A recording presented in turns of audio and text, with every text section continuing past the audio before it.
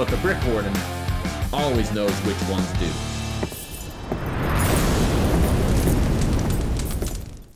What's up, fellow stud hoarding degenerates? This is the Lego courtroom, and the BrickWarden has returned to pass judgment on another unsuspecting set. On trial today is set 76968, the Tyrannosaurus Rex dinosaur fossil.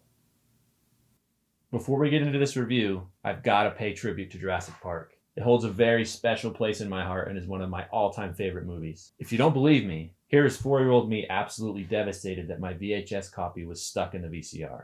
Jurassic Park is not coming. Jurassic Park is not coming? It won't come out. Oh my goodness. What are we going to do about it? Stop. You can practically see my tiny soul leaving my body. I must have watched that masterpiece dozens of times. Nothing quite like a film where a bunch of rich idiots think cloning a 40-foot murder lizard is a brilliant idea. Right up until the T-Rex turns their fancy theme park into an all-you-can-eat buffet. Absolute cinematic gold. So naturally, when Lego decided to immortalize the most iconic predator in movie history as a fossil you can build in your living room, I had to see if this set was worthy of the legend. Or is it just another cash grab banking on nostalgia?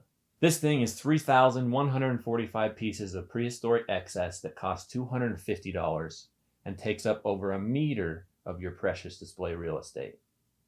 Let's crack open this box, sift through the bones, and find out if the T-Rex fossil deserves to devour your wallet. Here she is, guys. Let's not sugarcoat it. It's a monster. At 41 inches long and over 1 foot tall, it makes most other display sets look like Happy Meal toys. If you want something to absolutely dominate your shelf, you can't go wrong with this set. I've seen it perched above a gaming rig, looming over a TV stand, and honestly, I'm considering displaying it right here behind me as the centerpiece of the studio. This thing has some serious presence, and I'm here for it. Did you record that? I think Lego really paid attention to detail here. The skull is beautifully shaped with eye sockets, nasal cavities, and working jaws that open wide enough to swallow any unsuspecting minifigure. The ribcage looks good, and even the base is textured like a dig site, complete with buried tiles and a nice printed plaque. I think that one was good. No, it was good. I can't stop thinking about the freaking burp, dude. That was so loud. You know I can do that on command. How long have you known me, dude? Yeah. It caught me off guard. Let's talk about the hidden gems buried within the fossil. Lego sprinkled in enough Easter eggs to make any Jurassic Park fan giddy. First up, as you build the ribcage, you'll find what might be the coolest surprise of all. A little frog minifigure gripping a steering wheel, like it's piloting the T-Rex from the inside. This is a cheeky nod to the movie's plot twist about using frog DNA to fill in the gaps. Pretty sure this little bastard is the reason everything went to hell.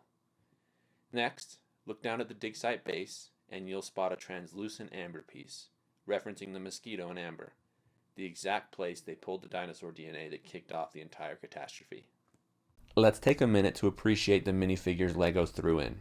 Both figures are printed with great detail and feel like a proper tribute to the original film, not just an afterthought to justify the Jurassic Park branding. They even come with a little dig site on the base so you can pose them mid-excavation. If you're a nostalgia junkie like me, these minifigs are the cherry on top. As I was building the set, I'll be honest, I thought it was going to be pretty repetitive and boring, but as I went along, it was surprisingly satisfying. The way you layer the ribs and shape the skull is clever, and it uses parts in unexpected ways. I was never bored throughout the entire process. As far as display goes, I think it poses really well. I've seen a lot of people complain about the tail being blocky or limited, but I actually really like the way it moves. The 5 sections give you enough articulation to create a sense of motion and attitude. Like the T-Rex is mid-prowl or about to whip around and smack Alan Grant right in the face. Sure, it's not perfect, but for a model this big, the tail is surprisingly expressive. I'm also a fan of how the head tilts up and down, and how I talked about how the jaw is open wide. Gives you a bunch of different options. You can set it in a roaring pose or in a natural stance, which goes a long way in making the display feel a lot more dynamic and not so rigid. The only thing that's lacking as far as posability goes is I really wish the head could turn side to side. Locking the head in a fixed forward position feels like a really big missed opportunity. If Rexy could have the tail positioned like this and the head turning down and to the right, just like she does before she snatches that greedy lawyer right off the shitter, it would be perfect. And I don't see it enough in other people's reviews. Why aren't people talking about the contraption wrapped around the rib cage? Look at this thing. It honestly looks like they slapped a giant double D beige bra on poor Rexy. I get that it's supposed to help with structural support and hold the arms up, but visually it's awkward as hell. From certain angles, it just kills the clean skeletal silhouette and makes the whole display feel like it's wearing some kind of prehistoric lingerie. One other gripe I have with this set are the big black knee joints sticking out of an otherwise fossil-colored skeleton. They're an eyesore. For a set that's supposed to look like a museum display, those unnecessary, lazy black hinges break the illusion every time you look at it up close. A little color matching or some kind of cover would have gone a long way in making the legs look a lot more cohesive. One last note about the set, and it's not a complaint for me because I'm obviously a huge Jurassic Park fan, but slapping the Jurassic Park logo and 2 minifigs on what could have been a generic fossil model feels like an easy way to jack up the price. If you don't care about the franchise, you're basically paying a premium for branding you don't need. Personally, I don't care, but maybe some of you out there do. Now for stud or dud, where builds stand trial, and only the worthy earn your hard-earned cash. If it's brilliant, it's a buy. If it's lazy, overpriced, or full of hollow hype, it gets the brick boot.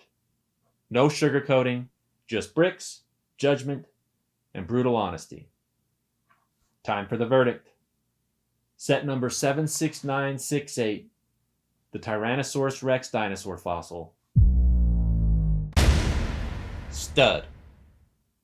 To quote the great Dr. Ian Malcolm, life, finds a way. And so does this set. Finding a way to be the centerpiece of your collection and the ultimate tribute to the movie.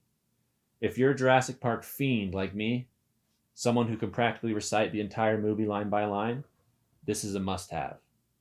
It's massive, detailed, and unapologetically nostalgic. From the articulated tail that actually lets you pose it mid-prowl, to the hidden frog driving the ribcage, to the amber brick calling back to the DNA plot twist.